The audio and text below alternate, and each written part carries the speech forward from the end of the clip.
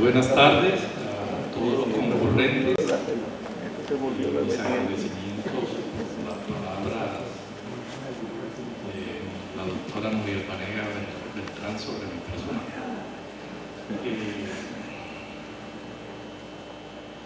Mi intervención va a ser corta, no los voy a cansar, pese a que me han dicho que tengo una hora, pero considero que hay mucho tiempo para estar hablando.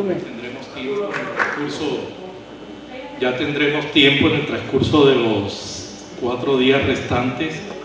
para conversar sobre algunas cuestiones. Hoy damos inicio al 20º Congreso Colombiano de Historia.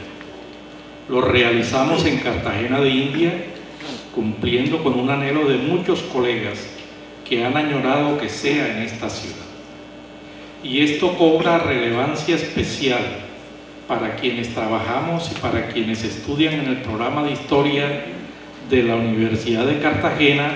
pues hace 30 años que comenzamos a funcionar como unidad académica. En consonancia con esto, permítaseme felicitar a quienes han hecho posible la realización de este congreso, a los diversos equipos de trabajo que han sumado esfuerzos,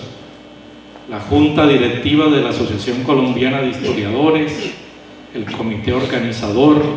el Comité Académico, a los coordinadores de mesas y a las actuales directivas de la universidad por el apoyo que nos han brindado,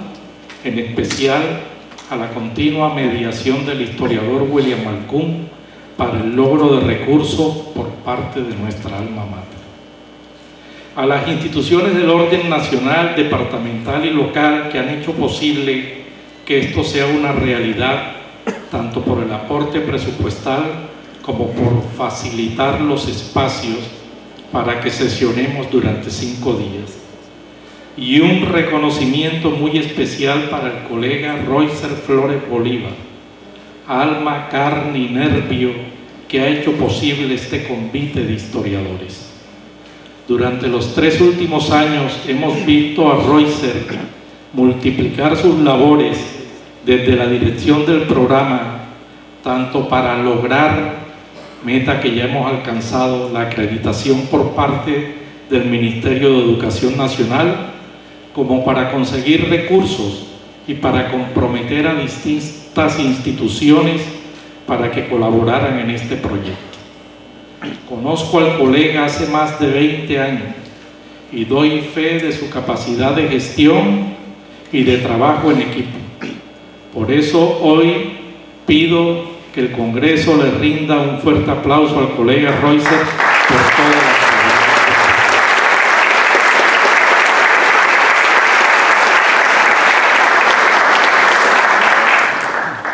El comité organizador ha descargado sobre mis hombros la responsabilidad de impartir la conferencia inaugural de este Congreso de Académicos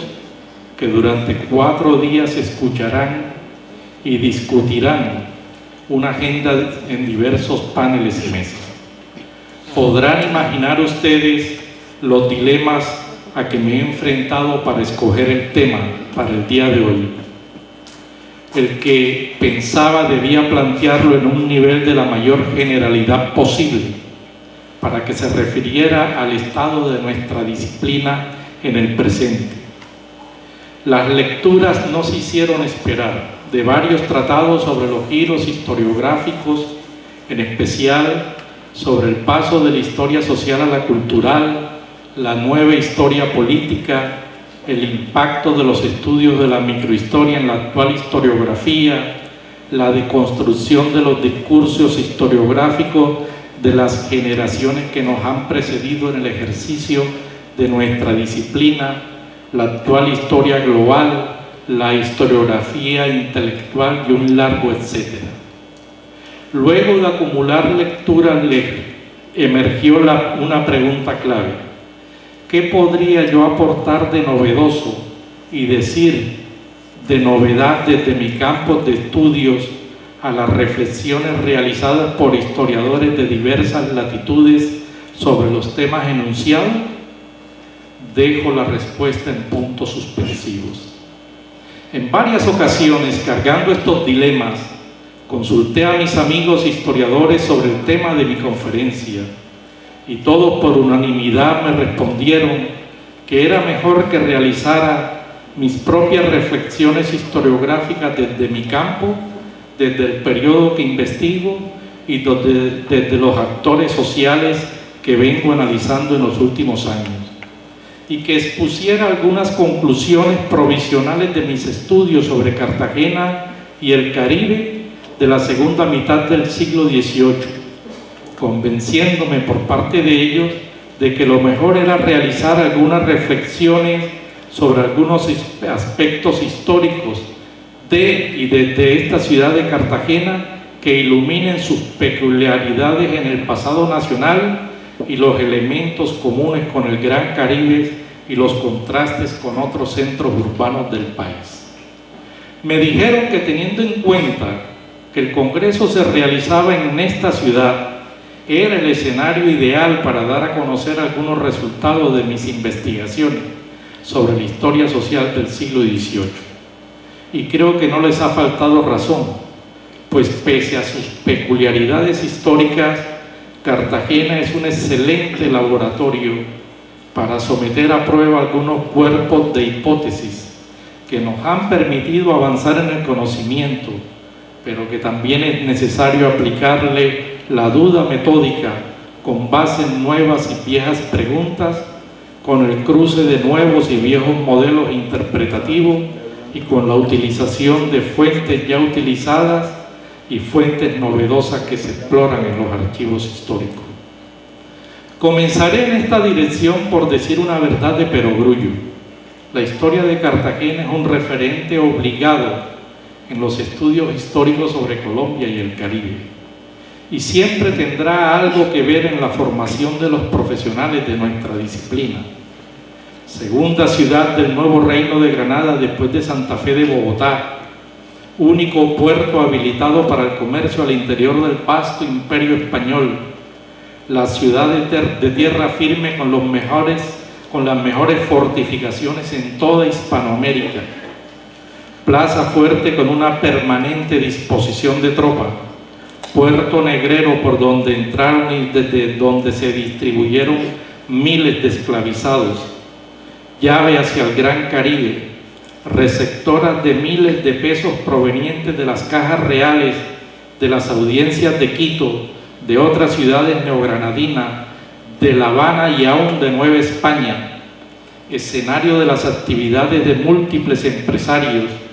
capital de un vasto territorio provincial con una significativa cantidad de pueblos de indios entregados en encomienda y luego transformado en 30 resguardos indígenas, y epicentro de pueblos de negros y marrones que en varias ocasiones se rebelaron, y un largo etcétera que llevaría mucho tiempo enumerar. Todo se aunó para convertir a esta ciudad en una de las principales urbes hispanoamericanas del Imperio Español, a lo que se agrega el significativo protagonismo que tuvo por lograr establecer la República como forma de gobierno y como un modelo de sociedad totalmente distinto al del mundo colonial del que se provenía. En el contexto de los preparativos de la conmemoración del Bicentenario, en los últimos 30 años, el proceso de independencia ha ocupado la atención de los historiadores dedicados a investigar la historia de esta ciudad, acontecimiento que ha sido propicio para reflexionar sobre la formación de la nación y la participación de los distintos sectores sociales en esa construcción. Pero a diferencia de la historiografía tradicional producida durante la conmemoración del primer centenario, ahora la preocupación de los historiadores se ha centrado en la participación de distintos sectores sociales en la lucha por la República, en especial de la gente común y corriente. Entre las diversas razones que explican el interés en esta gente, resalto 4 que considero fundamentales. Primero, los avances de la historiografía social internacional y nacional sobre la gente de abajo. Segundo, el redireccionamiento de los debates sobre la formación de la nación moderna con mayor énfasis en lo social y en lo cultural. Tercero, la emersión del tema étnico y del multiculturalismo en la Constitución colombiana de 1991. Y cuarto, la formación de historiadores colombianos en universidades estadounidenses, quienes asimilaron las discusiones de los diversos paradigmas sobre los grupos subalternos y la importancia del elemento racial en la configuración de la sociedad. Las investigaciones de estos historiadores, pienso en Alfonso Müner, Alin Hell, Maris Salazzo, Jorge Conde, Steiner Saiter, para mencionar unos pocos, encontraron un terreno fértil debido al hecho de que podían analizar a la gente común y corriente en una coyuntura de grandes conflictos sociales y políticos, lo que sin duda alguna constituye un mirador excepcional, debido a que en esos momentos la sociedad se alindera en grandes bandos en torno a los asuntos en disputas. Es en esos momentos de conflictos, como lo señaló E.P. Thompson, cuando las presiones externas ejercidas por las élites y las instituciones obligan a que esos sectores desarrollen una identidad por encima de sus habituales diferencias. Y para el caso de Cartagena de Indias, la condición sociorracial se ha asumido como un elemento que aglutinó a la gente del común. Como es propio de la investigación histórica, esta perspectiva orientó las pesquisas sobre los antecedentes más inmediatos, la selectividad de los temas y de la información de los archivos utilizados. No estoy haciendo juicio alguno que invalide estos ejercicios, pues todos los historiadores procedemos de igual forma. Sin embargo, no puedo negar que algunas dudas me han asaltado en los últimos años, en especial en lo que tiene que ver con la imagen que resulta sobre la sociedad cartagenera de la segunda mitad del siglo XVIII, al dejar de lado muchos aspectos de sumo interés y que de distintas formas intervinieron en la determinación de aquellos acontecimientos. Esa inquietud, más mi interés en el mundo del trabajo y de los trabajadores, es lo que en los últimos años me ha ocupado en hacerme parecidas preguntas a las que se hizo Georges Roudet cuando estudió los distintos sectores sociales que formaron a la multitud que durante los dos primeros años participaron en la Revolución Francesa. ¿Quiénes formaban a la gente del común y corriente en la Cartagena de la segunda mitad del 18? ¿A qué se dedicaban? ¿Qué posiciones ocupaban en la configuración social? ¿De qué naturaleza era la movilidad social que lograban? ¿Cuáles eran sus relaciones con las instituciones? ¿Y con qué cultura política llegaron a las puertas de la crisis del Imperio Español a partir del año de 1808? No voy a despejar todos estos interrogantes, lo que orienta mi próximo libro dedicado al trabajo y a la sociedad en la Cartagena de esa época. Pero sí les avanzo de un estudio que disecciona a la gente del común con base en criterios raciales, laborales, condiciones y estilos de vida, la movilidad social y la cultura política anterior a la independencia. Hay que reconocer, para poder avanzar en esta dirección, en primer lugar, que como cualquier otra ciudad o villa de Hispanoamérica, Cartagena de Indias de la segunda mitad del siglo XVIII compartió un mundo del trabajo manual muy parecido a través de la presencia de talleres artesanales, pequeños comerciantes, jornaleros y esclavos. Sin embargo, las similitudes terminan cuando nos centramos en las funciones de esta ciudad, en los circuitos del comercio imperial y en la geoestrategia de la defensa militar del Imperio Español, que obligaron a la corona a dotarla de unos sistemas defensivos que se expresaron en las fortificaciones de los 5 barrios del recinto histórico y de la bahía interior y del área norte y oriental de la ciudad, la creación del apostadero Arsenal de la Marina y la creación de la Real Maestranza de Artillería. Sistemas defensivos que implicaron unas singularidades sociolaborales que las diferencian del resto de ciudades y villas neogranadinas. Este es un hecho evidente durante los años corridos entre 1750 y 1810, periodo de profundización de las reformas borbónicas y de acentuamiento de los conflictos bélicos en el Mar Caribe entre España y otras potencias imperiales. 26 de los 60 años, o sea el 43%, fueron de guerras con Inglaterra y con Francia, y en consecuencia de preparativos y movilización de recursos bélicos y humanos ante la posibilidad de confrontaciones armadas en las inmediaciones de esta ciudad. Y como lo demuestran las investigaciones sobre el situado, los dineros que otras cajas reales aportaban a Cartagena, la monarquía invirtió muchísimos recursos, lo que a su vez redundó en una mayor demanda de mano de obra, el incremento de la población estacionaria debido al aumento de la tropa y la llegada de compañías peninsulares,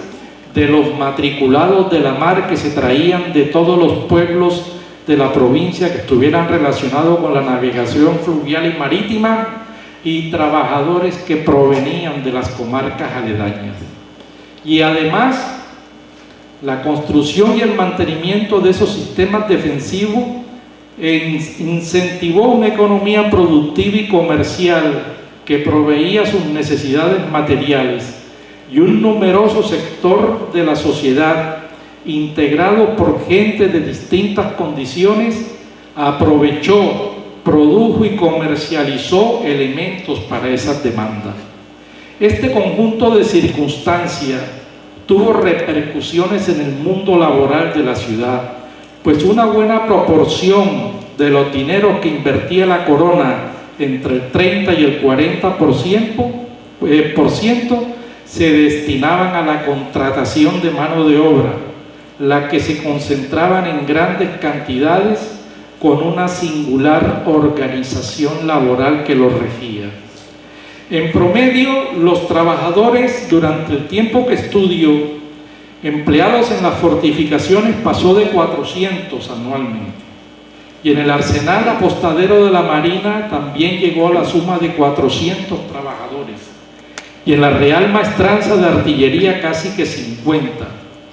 Al tiempo que la defensa militar de la plaza demandaba trabajadores,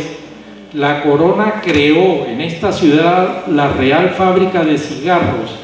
la que funcionó entre 1778 y 1808,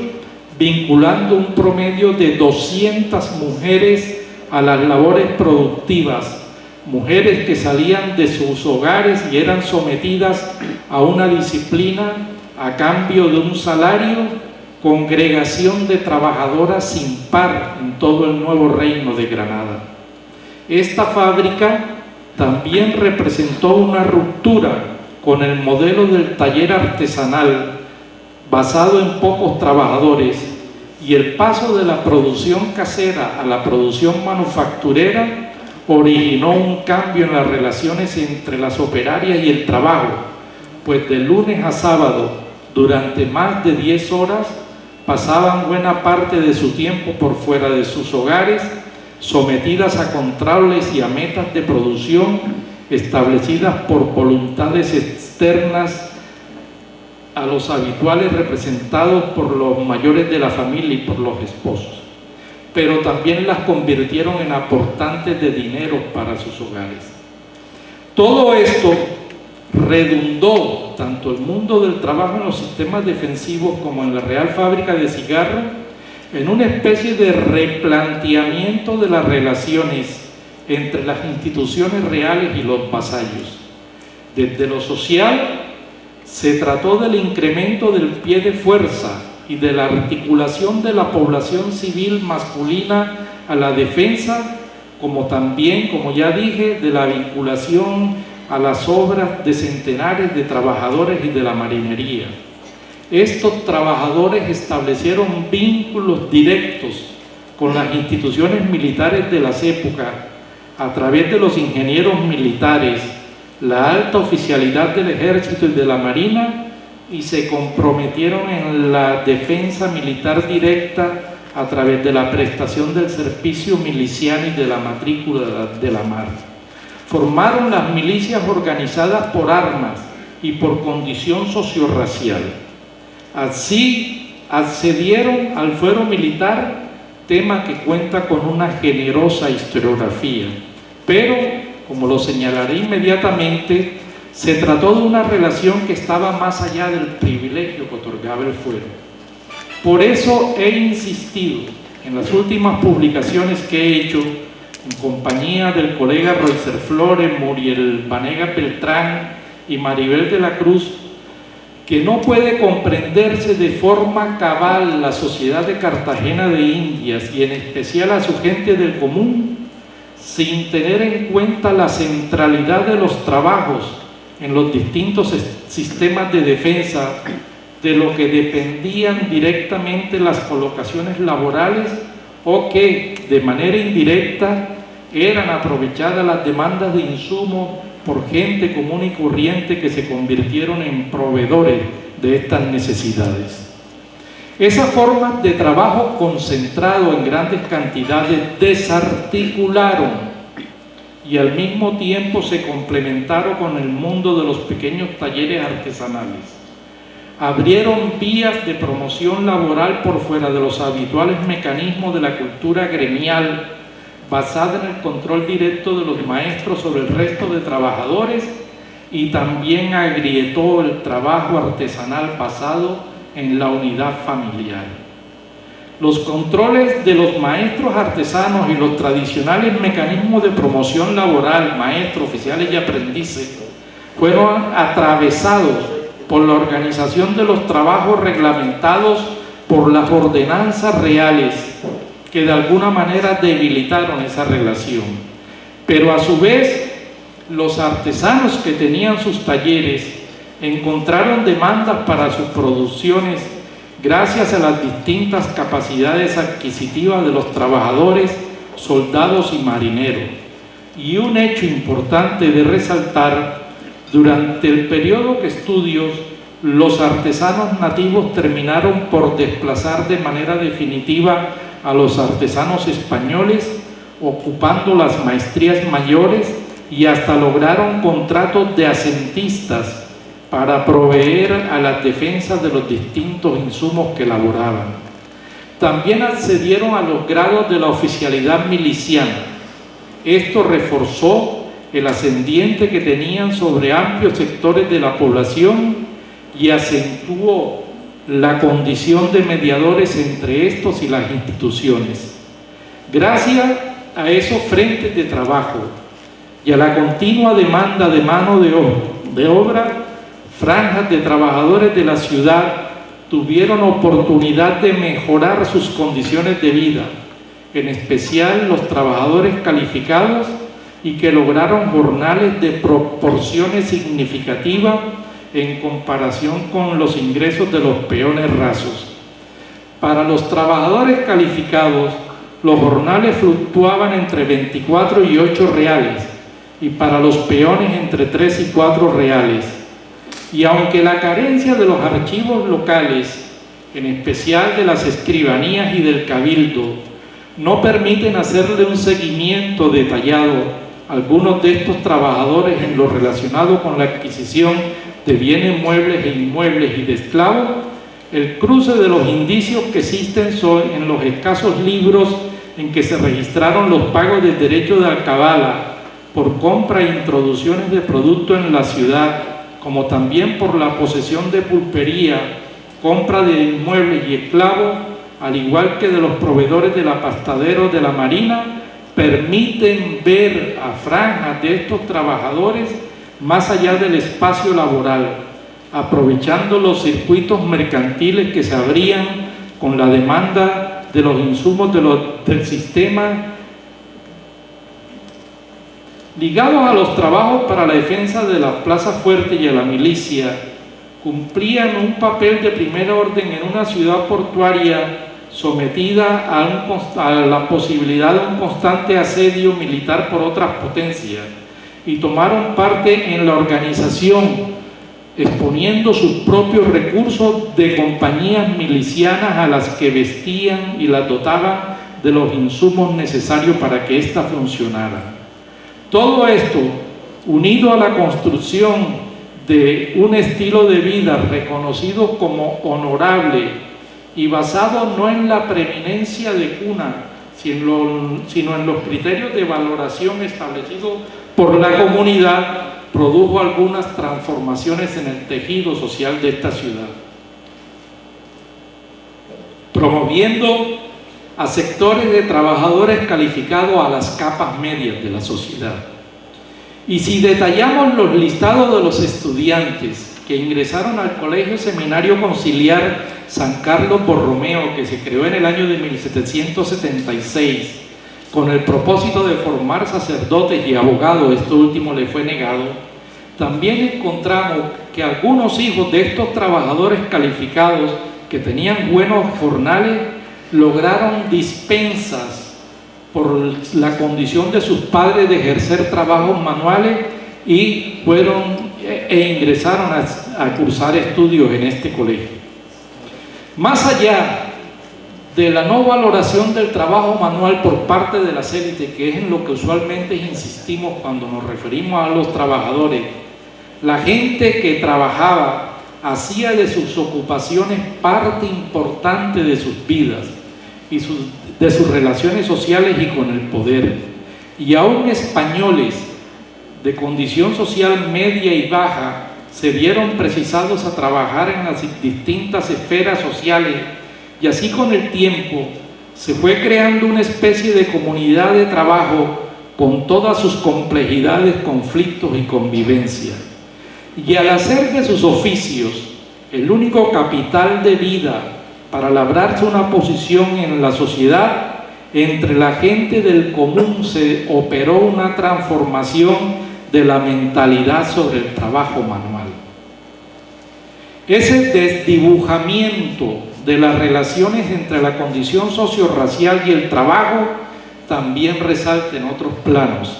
en especial en lo que tiene que ver con las instituciones y con sus implicaciones políticas. Durante la segunda mitad del siglo XVIII, los maestros artesanos hicieron de las milicias un espacio institucional de participación política que les sirvió para demandar algunas conquistas y para relacionarse de manera directa con las autoridades militares. El resultado es una relación peculiar con el trabajo manual, que, como en el caso de muchos ingenieros ilustrados, los condujo a introducir criterios de meritocracia en sus relaciones con el mundo de los trabajadores. Fueron unas relaciones institucionales de los artesanos distintas a las que siempre habían mantenido con los cabildos de ciudades y villas mediante gremios y las cofradías de oficio. En consonancia con esto, creo que es fundamental estudiar las milicias en clave laboral, es decir, analizarlas desde el punto de vista de las condiciones ocupacionales de sus integrantes,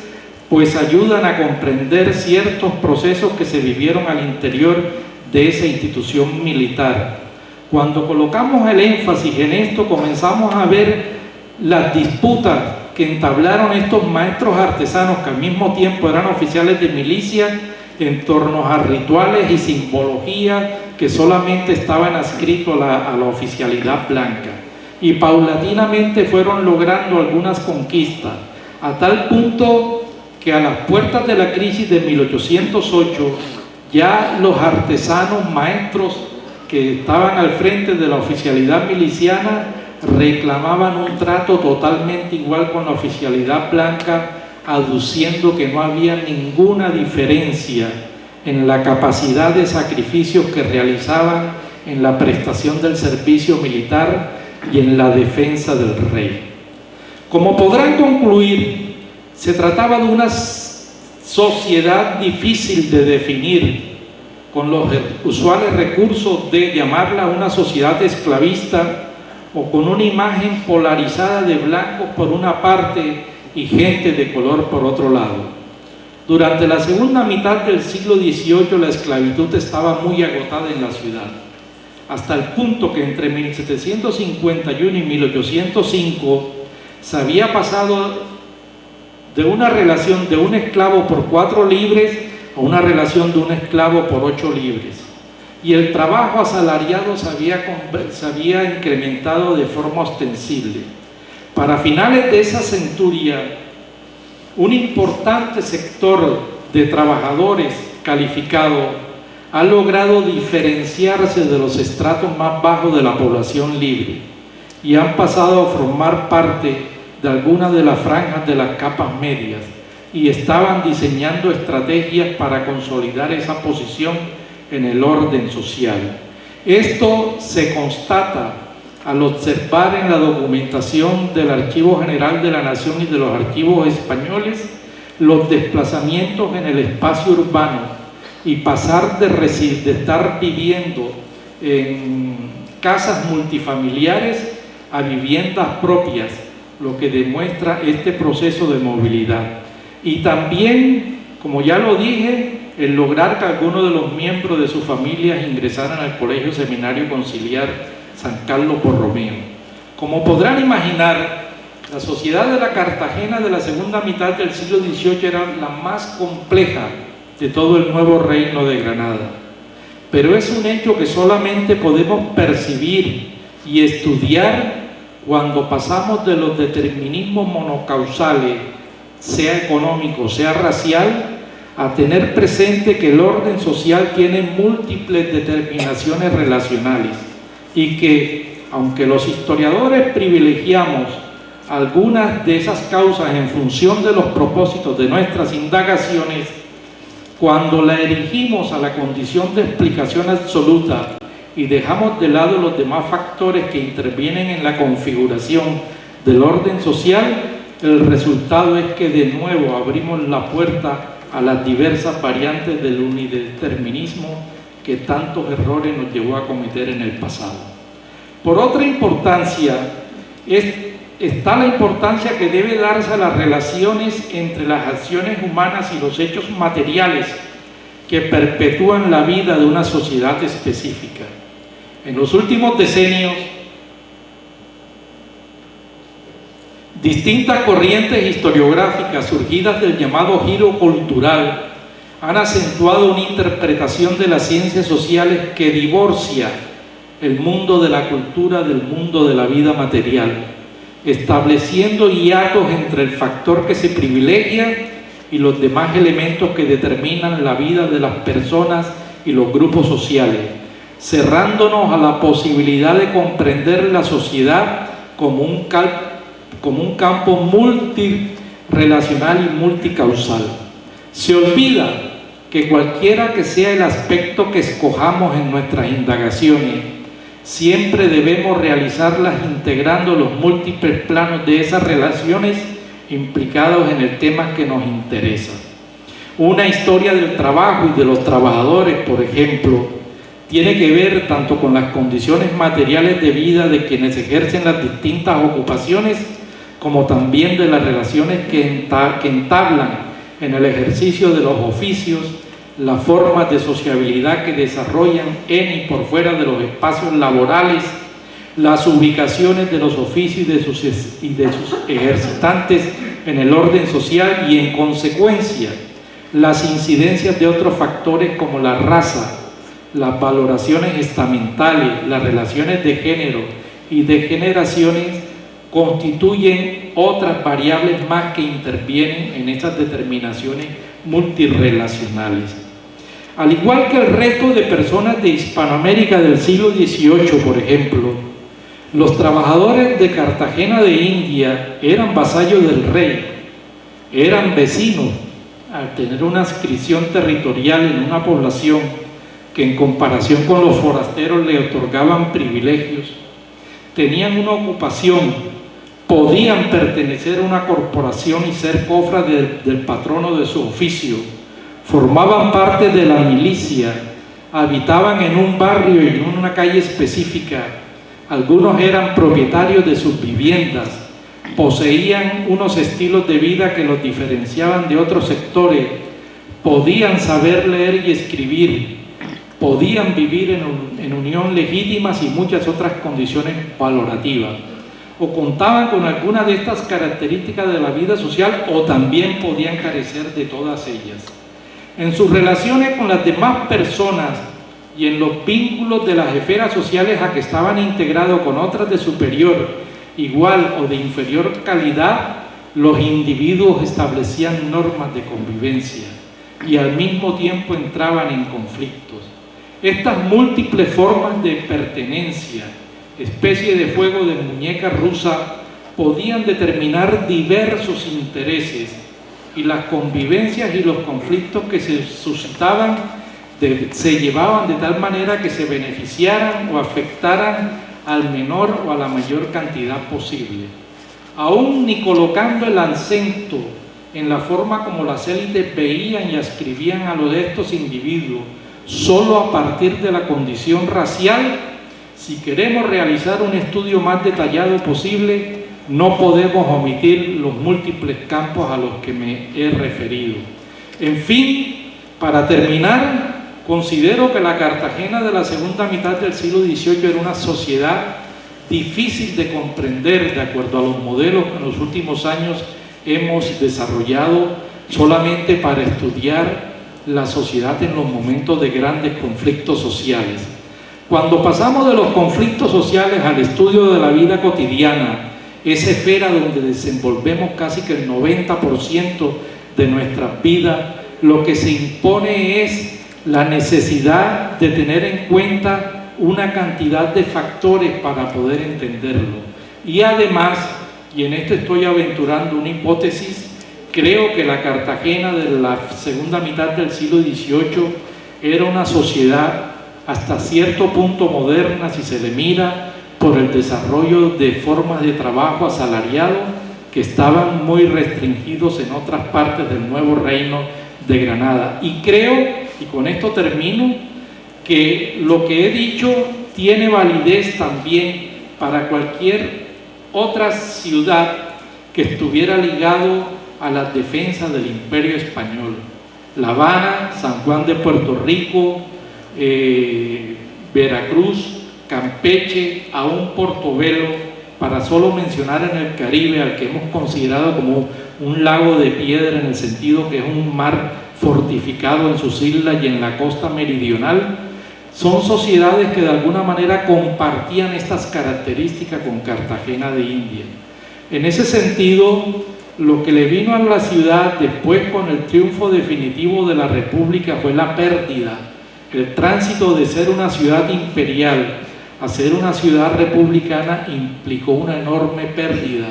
desde el punto de vista de las condiciones materiales de existencia de esta gente, y ya es sabido que la ciudad lo que atravesó a lo largo del siglo XIX fue una pronunciada crisis, a tal punto que pasó de 25 mil habitantes a 6 mil habitantes